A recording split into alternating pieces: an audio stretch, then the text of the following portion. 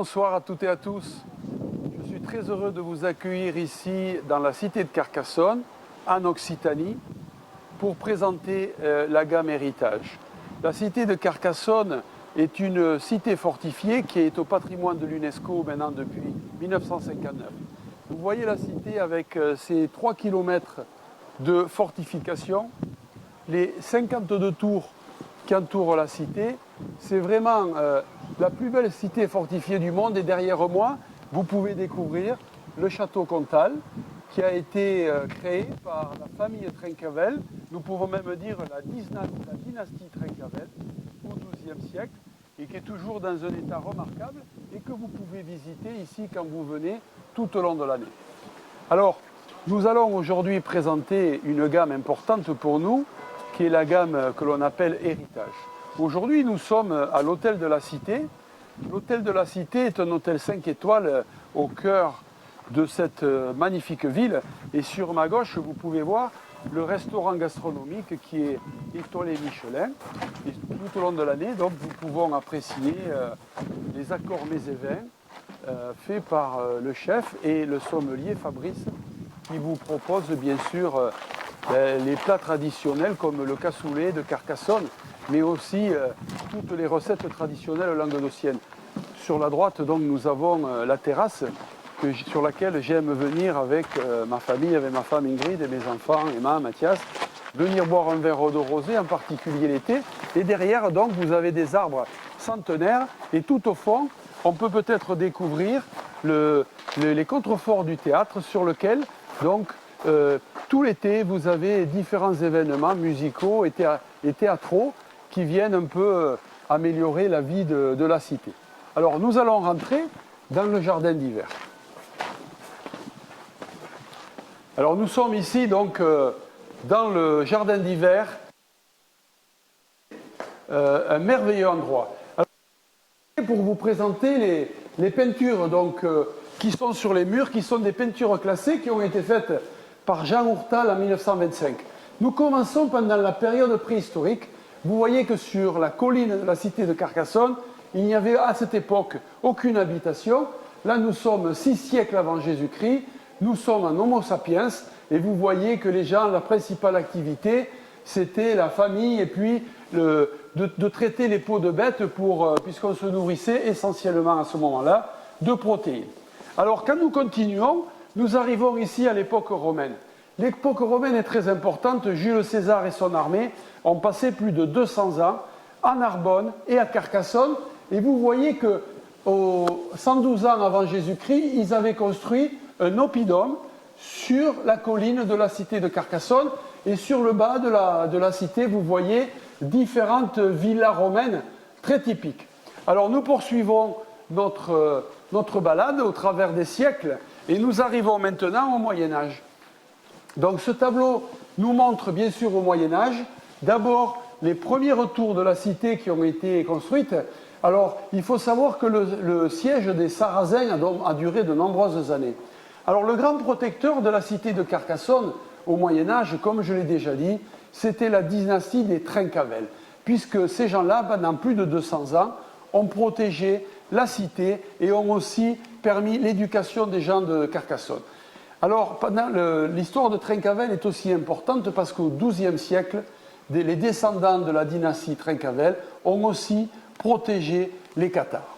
Alors, on va continuer. D'abord, nous voyons que l'agriculture a été très importante à ce moment-là, même s'il y avait quelques vignes à Carcassonne, bien sûr que les terres les plus fertiles étaient réservées à l'agriculture. Vous voyez 2 bœufs avec un homme derrière qui travaille le champ, et c'était bien sûr pour pouvoir subvenir aux besoins des légumes, mais aussi de l'élevage qui était la prédominance durant cette période. Alors nous continuons notre visite, et au XIXe siècle, nous voyons la cité telle que nous la trouvons aujourd'hui. Pourquoi ? Parce que la cité, entre le XIIe et le XVIIe siècle, était tombée en désuétude. Et à la fin du XVIIIe, au début du XIXe, 2 personnes qui s'appellent Cros-Miraviel et Viollet-le-Duc, qui était un architecte flamboyant, ont décidé de reconstruire la cité comme vous pouvez la trouver aujourd'hui, avec ses 52 tours et bien sûr le château Comtal qui est rénové. Alors nous allons poursuivre. Vous me suivez. Et donc nous allons... D'abord, je suis content d'accueillir Stéphane Kéral, notre directeur de vin. Comment ça va? Alors, très bien, merci. Nous allons discuter ensemble dans un petit moment. Voilà, donc nous sommes ici pour présenter la gamme Héritage. Alors, la gamme Héritage, c'est une gamme qui nous tient à cœur, puisqu'elle traverse l'ensemble du Languedoc et du Roussillon, depuis la frontière espagnole jusqu'à la Provence. Et nous avons mis derrière moi, vous voyez, une gamme de 17 produits, avec 3 blancs et 14 rouges. Alors aujourd'hui, nous allons nous concentrer sur 3 blancs que nous allons déguster en face de vous pour vous mettre en appétence, et ensuite 3 rouges que certains d'entre vous ont déjà reçus. Il était une fois un terroir, mais il était une fois des terroirs. Comment ça va, Stéphane? Très bien, merci. Ça va? Vous êtes en forme? Oui. Donc avec Stéphane, nous travaillons ensemble depuis plus de 10 ans. Stéphane manage une équipe de 20 personnes, dont 15 œnologues, et bien sûr, nous couvrons l'ensemble de nos domaines, mais aussi tous les partenariats que nous avons développés depuis maintenant de nombreuses années dans tout le Languedoc et le Roussillon. Quelques mots, Stéphane. Comment ça va? Alors, peut-être vous pouvez nous raconter un peu ce que vous faites avec nous? Oui, bien écoutez, on n'en a pas... L'histoire, par exemple, ça fait 10 ans aujourd'hui que nous travaillons ensemble. Et je ne sais pas si vous vous souvenez de notre première rencontre, Gérard. Bien sûr, je me souviens. Moi, j'étais très impressionné par votre passion, absolument incroyable, et aussi impressionné par votre message. Le message qui vous m'avez dit, voilà, Stéphane, je veux faire surgir et faire apparaître au monde entier que nous avons des terroirs extraordinaires en Languedoc et en Roussillon.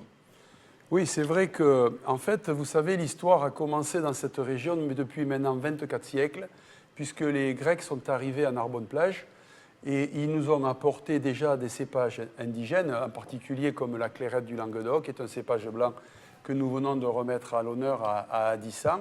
Et la clairette du Languedoc était dans tous les principaux villages à l'époque. Et aussi, ils sont arrivés avec des jarres. Et en fait, les jarres servaient pour le transport du vin. Narbonne était le deuxième port de la Méditerranée après Rome. Et Narbonne, durant cette période, était aussi une ville très importante. C'était la capitale de la Gaule, qui était ce qui est devenu la France aujourd'hui. Donc, Narbonne a vécu toute cette civilisation, les Grecs, les Romains pendant 200 ans, puis les Visigoths. Alors, les Visigoths, ils sont arrivés au 5e siècle à Narbonne, et ils sont arrivés un matin au mois de mars. La ville de Narbonne était fortifiée comme Carcassonne, la cité l'est aujourd'hui. Donc, la ville était fermée pour lutter contre l'invasion de ces barbares venus du nord. Et en fait, ils ont attendu jusqu'au mois de septembre parce qu'ils étaient intelligents. Ils se sont dit, ben forcément, un jour ou l'autre, les Narbonnais vont devoir sortir. Et les Narbonnais sont sortis au mois de septembre pour ramasser les raisins. Donc, les Visigoths sont rentrés à Narbonne et puis ils sont restés 150 ans.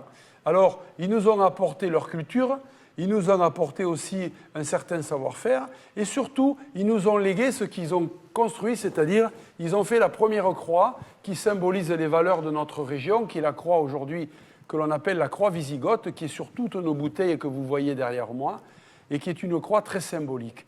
Voilà. Ensuite, bien sûr, il y a eu la période cathare, le Moyen-Âge, et puis derrière, la période moderne. Donc, depuis maintenant une cinquantaine d'années, dans le sud de France, quel est notre ADN et quelles sont nos spécificités? D'abord, en Occitanie, dans le sud de la France, nous sommes chanceux puisque nous avons plus de 60 cépages et nous produisons à la fois des vins d'IGP, des vins d'AOP, des rouges, des rosés, bien sûr, vous connaissez le train des rosés qui est très important, mais aussi des vins blancs. Nous avons créé les premiers vins effervescents du monde puisque les moines de l'abbaye de Saint-Hilaire ont créé en 1531 le premier brut du monde, dont Pérignon lui-même est venu dans cette région et est retourné en Champagne avec la méthodologie. Et puis, bien sûr, dans le Roussillon, Stéphane, qui est cher à votre cœur de catalan, puisqu'il y avait un fameux chimiste qui s'appelait Arnaud de Villeneuve, au XIIIe siècle. Et ce monsieur a créé les premiers vins fortifiés, c'est-à-dire les Rivesaltes, les Banyuls, les Maury, puisqu'il a créé le concept de mutage, en introduisant de l'alcool dans la fermentation des raisins. Donc, il a permis de créer une différente catégorie de vins. Et les gens de Porto et d'autres régions du monde sont venus chez lui pour s'inspirer un petit peu de la méthodologie.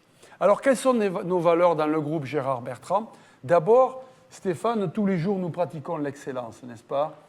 Et donc, l'excellence, c'est quoi? Ben, l'excellence, c'est tous les jours se remettre en question. Et mon père m'a appris les 1001 détails depuis la taille de la vigne jusqu'au consommateur final sur les tables des grands restaurants ou des wine lovers. Voilà, donc nous pratiquons à chaque étape le respect de la tradition et aussi nous allons encore plus loin depuis la vigne jusqu'à l'embouteillage. Nous avons aussi comme principe, bien sûr, de préserver la biodiversité. C'est un des fondements de notre société. Nous sommes les leaders dans le monde du bio et de la biodynamie. Stéphane, vous avez développé de nombreux partenariats. Et donc, nous avons créé le catégorie management du bio depuis la conversion, le bio, les vins sans sulfite, les vins bee-friendly et la biodynamie. Enfin, nous faisons aussi beaucoup d'innovation. Stéphane passe beaucoup de temps pour développer les partenariats pour 2 produits iconiques chez nous, que sont le gris blanc. Je pense que c'est un de vos rosés favoris, n'est-ce pas? Oui, tout à fait. Oui, Alors, quel cépage sur le gris blanc? Mais, principalement du grenache. Du grenache gris. Grenache gris, tout à fait. Alors, qu'est-ce qu'il faisait avant avec le grenache gris? Voilà, vous en parliez tout à l'heure, le grenache gris était principalement destiné à faire des vins doux naturels, du terroir de Tautavel jusqu'au terroir de Collioure. Voilà, donc nous avons un peu recyclé ces grenaches gris, puisqu'aujourd'hui ils servent essentiellement pour faire du rosé. Donc c'est des vieilles vignes avec des petits rendements et avec des vins avec beaucoup d'expression. Nous avons aussi bien sûr le succès de Côte des Roses, vous connaissez toutes et tous cette bouteille magnifique en forme de rose avec un bouchon en verre. Et enfin, qu'est-ce que nous faisons? Nous partageons l'art de vivre. Alors, l'art de vivre pour nous, c'est faire le lien entre le vin, la gastronomie de notre région, et nous sommes très heureux en Occitanie, puisque en Occitanie, et en particulier dans le département de l'Aude, c'est le département en France par rapport au nombre d'habitants où il y a le plus de chefs étoilés. Donc il y en a un ici à l'hôtel de la Cité. Bien sûr, je fais un clin d'œil à mon ami Gilles Goujon, mais aussi à la Barbacane ici, à Franck Putela, à Carcassonne et bien d'autres, au domaine d'Aurillac. Donc nous avons beaucoup de chefs étoilés, ce qui est une force. Pourquoi? Parce que forcément, nous mettons en avant la cuisine de notre région avec toutes les recettes traditionnelles, mais d'autres aussi. Nous avons aussi des chefs qui innovent et nous permettons aussi aux chefs de créer afin que des sommeliers, comme ici le sommelier Fabrice, le sommelier de la Cité, puissent faire des accords mets et vins. Et enfin aussi, bien sûr, nous mettons en avant notre culture avec notre accent, bien sûr, qui est vraiment caractéristique, et faire le lien aussi avec la culture de la région et l'art sous toutes ses formes. Vous savez que nous sommes férus d'art à l'Hospitalet, nous avons une galerie de peinture, une galerie de sculpture, et tous les week-ends, nous faisons des accords mets et vins avec des dîners jazz, et durant l'été, nous avons un festival de jazz, et je tiens à vous annoncer en avant-première, pour ceux qui ne le savent pas encore, que le festival de jazz cette année se tiendra du 21 au 26 juillet. Alors, il sera moins jazzy que d'habitude, forcément, puisque les plus grands artistes de jazz sont souvent des artistes internationaux, mais nous avons la chance et le privilège d'avoir des artistes français très reconnus, comme Patrick Buriel qui viendra 2 soirs, Cali, qui est le régional de l'étape, qui nous vient du Roussillon, Kimber Rose, Christophe Mahé, et nous finirons avec Jean-Baptiste Guégan. Voilà un petit peu le plateau que nous avons. Alors maintenant, nous allons commencer la dégustation, et nous allons commencer avec 3 vins blancs, l'un à la suite de l'autre. Alors Fabrice, que nous accueillons, est le sommelier de la Cité. Donc nous allons commencer avec un chardonnay de la Cité de Carcassonne, et nous allons poursuivre avec un sauvignon des coteaux de Narbonne, et nous finirons avec le Picpoul de Pinet. Alors nous commençons avec la Cité de Carcassonne. Donc ce blanc de chardonnay vient des coteaux de la Cité, donc sur des sols à la fois de marne et de schiste. Nous sommes en altitude à 150 mètres. Donc vous voyez, la couleur est très jolie, elle est brillante, elle est jaune. Donc le nez a des touches et des arômes de pêche, de vigne, de poire, avec bien sûr aussi un côté très minéral, légèrement épicé. Le vin a été vinifié en barrique pendant 6 mois.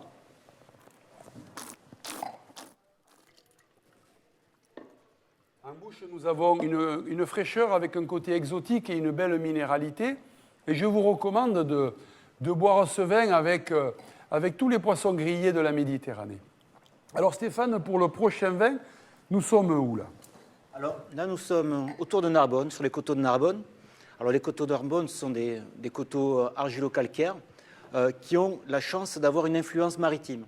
Alors cette influence maritime, elle va être très profitable pour le Sauvignon, pour lui permettre de garder énormément de fraîcheur et pouvoir le vendanger à sa parfaite maturité. Oui, alors le Sauvignon en Narbonne, c'est important de le ramasser ni trop mûr ni pas assez. Je crois que le plus important, c'est de garder la fraîcheur, n'est-ce pas? Oui, oui, effectivement. D'ailleurs, cette fraîcheur vient naturellement de ces entrées maritimes et il est vendangé à sa parfaite expression aromatique.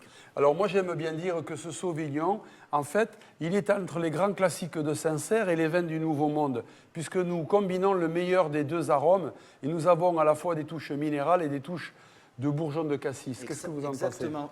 Et en passant même sur les agrumes, sur le citronné, qu'on retrouve quelquefois dans les deux univers.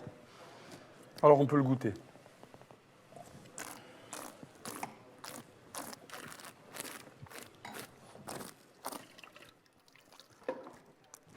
Alors la bouche est gourmande, l'attaque est très gourmande, elle fait saliver.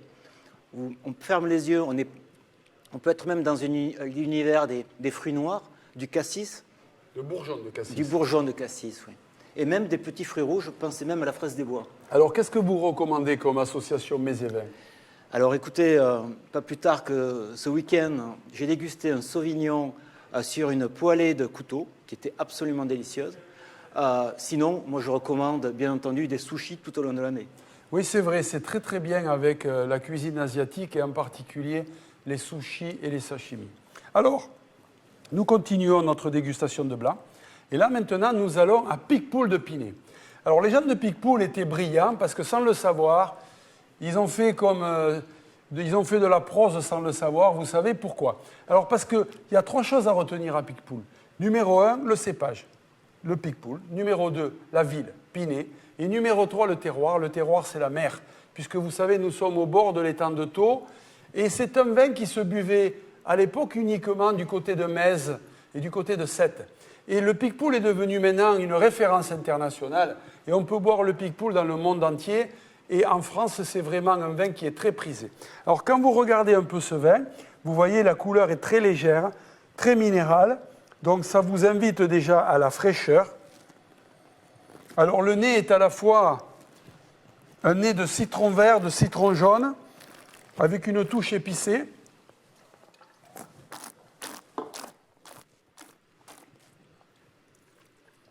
Et en bouche, c'est une promesse en fait.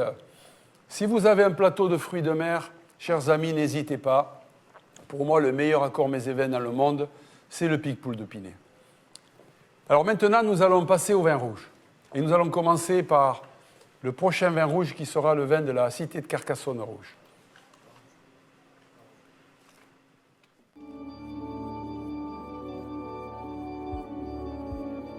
« 1130 rend hommage à la première fortification de la cité de Carcassonne, joyau médiéval classé au patrimoine mondial de l'UNESCO.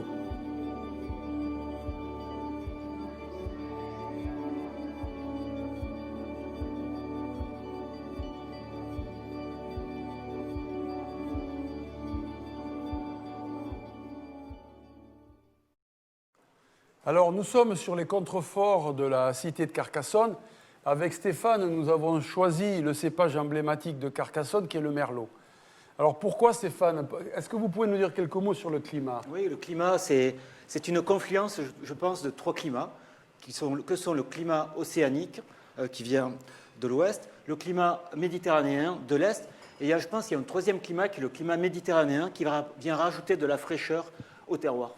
Oui, nous pouvons parler d'un microclimat, parce qu'en fait, à Carcassonne, nous avons la chance, justement, d'avoir ces plusieurs influences. Donc, au niveau des terroirs, donc, nous en avons déjà parlé pour le vin blanc, nous n'allons pas y revenir. Vous voyez, la couleur est rubis.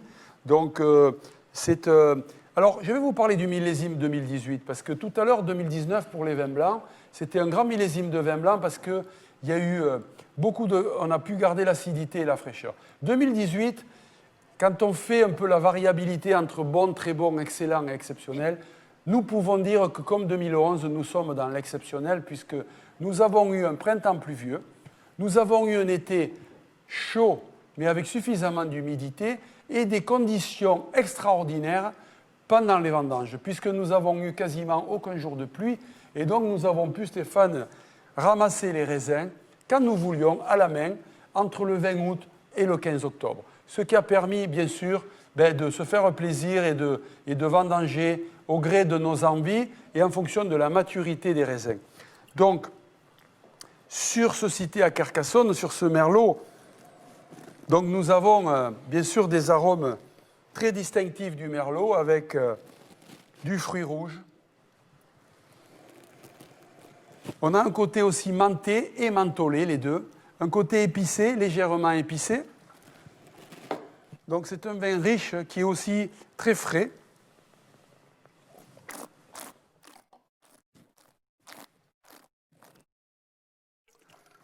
Alors moi j'aime beaucoup, Stéphane, cette texture délicate, ce côté qui a une puissance qui est tout contrôle. Ce n'est pas un vin qui vous en met plein la vue, par contre, c'est un vin qui va vous faire saliver, qui va vous favoriser la digestibilité et qui favorise aussi les accords mésévins par sa fraîcheur. Alors, moi Stéphane, là-dessus, j'aimerais manger, vous savez, un carré d'agneau et aussi quelques fromages un peu épicés. Alors, nous allons continuer la dégustation avec le prochain vin.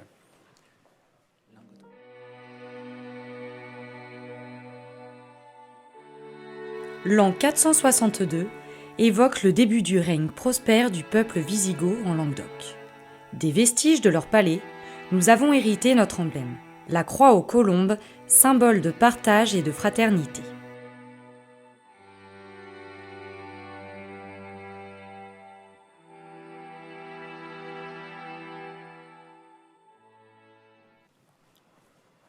Alors Stéphane, ce vin, alors racontez-nous.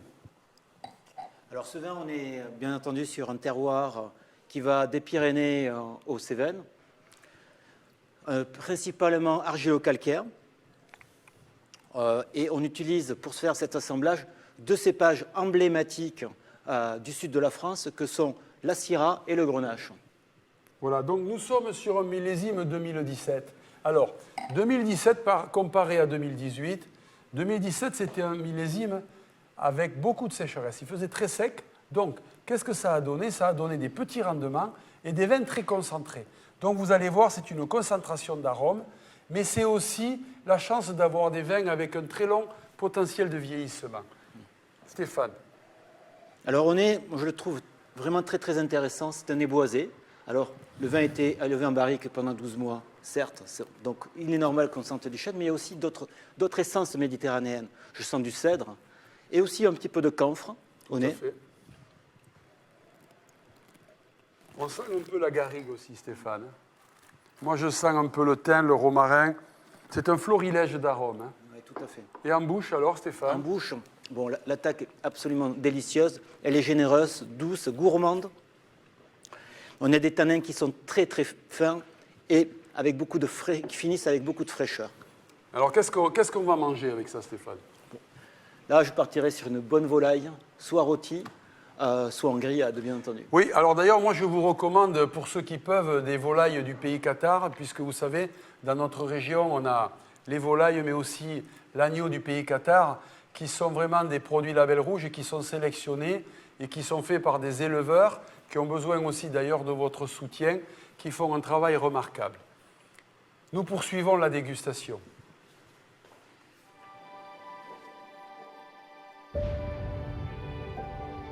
À l'origine des temps, il y a 560 000 ans, nos ancêtres vivaient déjà sur les terres de Tautavel.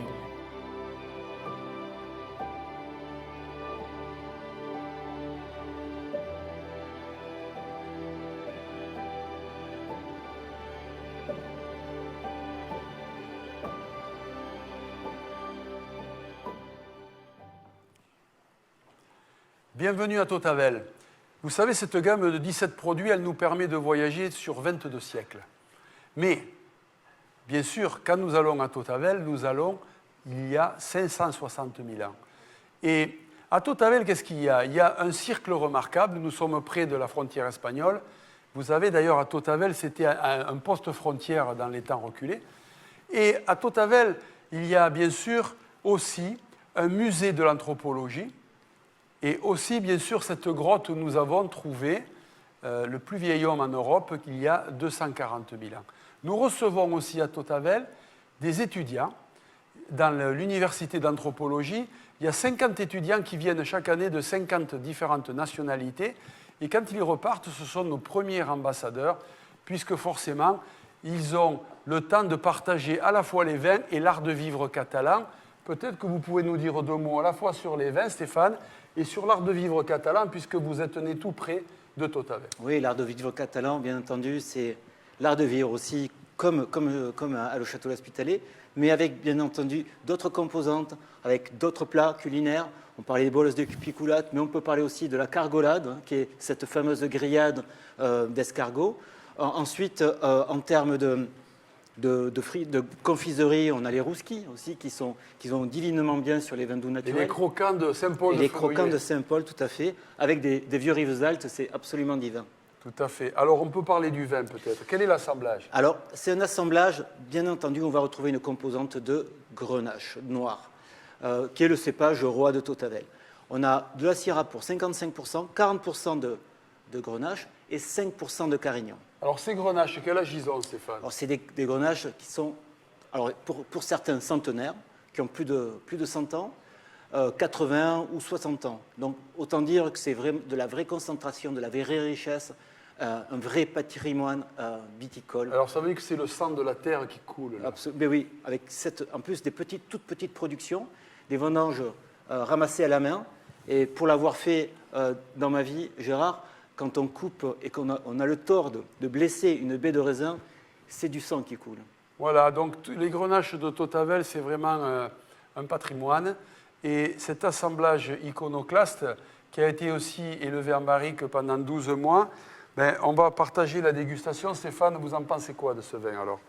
Ben, moi, c'est la... Au nez, alors? Moi, au nez, c'est l'adjectif noir qui va revenir. Alors, noir, c'est pas une odeur, sauf que le noir, c'est les fruits noirs, c'est la cerise noire, c'est l'olive noire. Voilà, c'est toute cette gamme aromatique qui est autour de la couleur noire. Oui, moi j'aime aussi parce que j'aime aussi le côté de cassis qu'on retrouve dans ce nez très prononcé et très typique des vins de Totavel. Et en bouche, Stéphane?